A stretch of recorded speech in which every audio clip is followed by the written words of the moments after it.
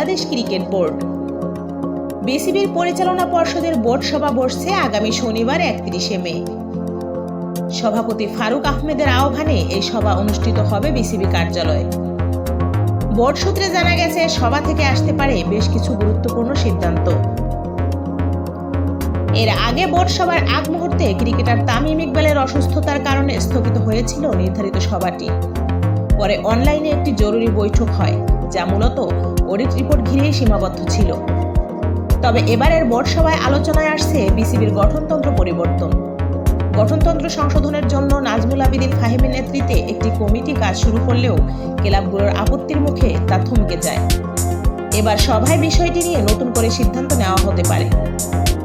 এছাড়াও নতুন board committee গঠন, তৃতীয় বিভাগ ক্রিকেট লিগে অনিয়ম ও দুর্নীতি অভিযোগের দুদকের অনুসন্ধান নিয়েও আলোচনা হবে বলে জানা গেছে।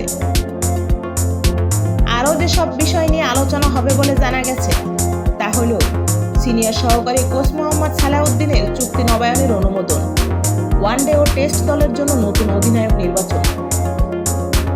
বিসিবির এই সভাকে ঘিরে দেশের ক্রিকেটের গুরুত্বপূর্ণ পরিবর্তনের ইঙ্গিত দেখছেন বোর্ড সংশ্লিষ্টরা।